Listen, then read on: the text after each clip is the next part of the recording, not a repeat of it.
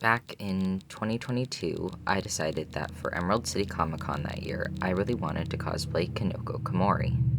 I started off by commissioning a friend to make her hero costume, and I was going to make her leg warmers and her mushroom hat.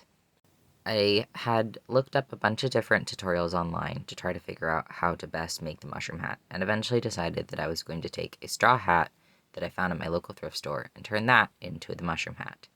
So I purchased all the fabric I needed and first started with hand sewing 2 layers of brown fabric to the bottom of the hat to start off being the gills.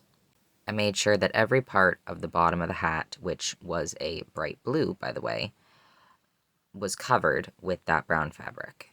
Then I took a darker brown thread and began stitching where the indentations of the gills would be. That took a while, and as I was sewing through straw, caused quite a lot of finger pain. Each gill was then also stuffed with pillow stuffing and then, once again, sewn closed to the outer brim of the hat. I had purchased the same satin fabric that was being used on Kinoko's dress and covered that in tiny white felt spots that were all hand sewn down or glued on later if they needed to be. And then I used a large half dome out of styrofoam, glued that down onto the top of the hat, and then covered that with the big satin piece covered in the spots, and glued that down all to the edges, and then hand sewed that as well where I needed to. It was a lot of trial and error trying to make things fit and make all the edges look clean and nice. A year later, I ended up using that same hat for another cosplay and ended up taking a really pretty scallop lace trim and gluing that on to the outer brim of the hat, which I felt like looked really nice. And then later on that same year, I also ended up adding a bunch of tiny little hanging mushrooms that were all also hand tied on there. Overall, making the initial hat was 30 hours of hand sewing, and it was my first entirely hand sewn project, which was really fun to make. That same summer, we also made her leg warmers. We bought a pair of red leg warmers and some polka dot fabric from the fabric store and sewed it all on to make the leg warmers. They eventually did get hemmed, but that was not until, sadly, almost 2 years later. Back in 2022, when I had initially commissioned my friend to make my Kinoko costume, I had also commissioned them to make a princess Kinoko, because I was really into the My Hero Fantasy AU at the time. And while at the time I did really like what they did, looking back on it, it wasn't really the silhouette I was looking for, it wasn't really the style that I was looking for. It didn't fit me anymore now 2 years later. And so I decided that I was going to do my version of Princess Kinoko. So last year, in like the springtime, I had drawn up a potential concept for a Princess Kinoko gown with 2 different options for the bodice and 2 different options for the dress. Eventually, I settled on a sketch. But now you will get to see my start to finish process of working on Princess Kinoko, who I debuted this year at Emerald City Comic Con 2025. Eventually, after staring at my original sketch for far too long, I decided on this version, and later on in the year ended up drawing a complete version that wasn't just spliced together. I ended up also drawing a more complete version of her bodice, as well as a concept for both a parasol and a pair of shoes that I eventually wanted to make for her. I didn't end up making the shoes or the parasol before Emerald City, but I will eventually make them.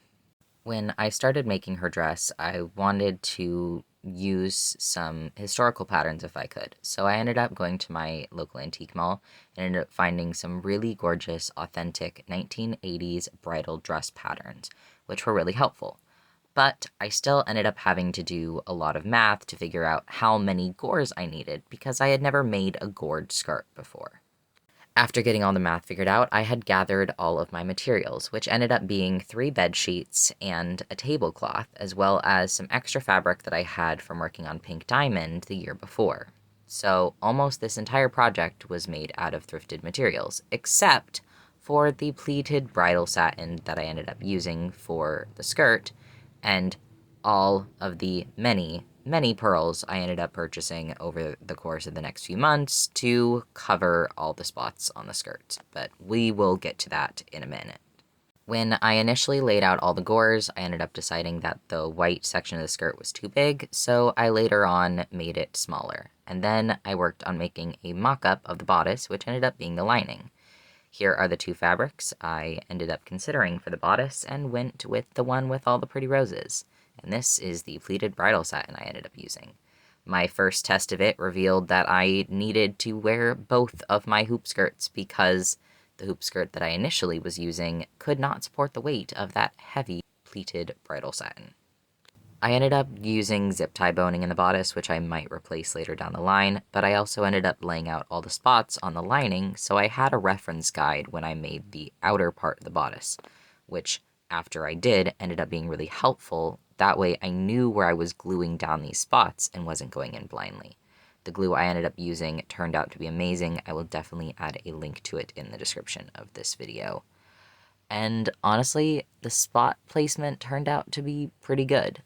For a period of time, all of the top of the bodice was covered in these pretty little red beads, which I ended up only keeping on the front of the bodice due to mobility stuff. I also ended up making her a matching choker that also had those beads, and continued gluing all the spots on, and then finally did a try-on of the bodice with the actual skirt, and then attached the zipper, which did end up getting removed later on. Felt like the spots needed something, so I ended up doing a couple different tests on which flatbacks I wanted to use, and then began painstakingly hand gluing all of them to all of the spots on everything. The sleeves, the bodice, the skirt itself was a pain in the butt. Oh my god. But eventually, I did get all of them glued on, and then actually put the sleeve together properly, did a try-on, ended up really liking how it looked. I ended up using the exact same lace that I had used on her hat on the sleeve cuff of the sleeves, and I really loved it. Did a try-on after I attached the sleeve to the bodice with the corset I was going to be using, attached both sleeves, and really liked how the bodice looked. That zipper, though, would come back to bite me. Finally saw how it looked with the rest of the skirt, and then began hand sewing all of these tiny pearls to the little spot where the bridal satin met the red. Then laid out all of the big spots onto the skirt, figuring out exactly where I wanted them all to go before I glued them on. Did the other side of what I had showed before after gluing all the spots on, and then started covering all the big spots in the little flatbacks as well. Did a try-on with about half of the spots covered. Ended up doing a comparison between my concept art and what it looked like then, and I absolutely loved it. I wanted to continue to use that same bodice since I had spent so much time on it, and my original Kinoko costume no longer fit me. So I ended up using that same bodice, took all of the spots off of the original Kinoko skirt, and then redid them all to match the spots that I had on the bodice, covered all of those in pearls, which took a while, ended up steaming the skirt, and now I have a fully fitted and finished Kinoko Hero costume. Ended up actually finally hemming her leg warmers, and yeah, then it was realizing that the zipper that I had spent so much time trying to get onto that bodice was no longer working. So I ended up spending a couple days going through and adding grommets to the back of the bodice to make it a lace-up corset top, which I'm really happy I did. After months of work, I finally got to debut her at Emerald City Comic Con earlier this year, and she received so much love. I had so many photographers coming up and asking for photos, so many people saying how much they loved the dress. I even walked and competed in the cosplay showcase.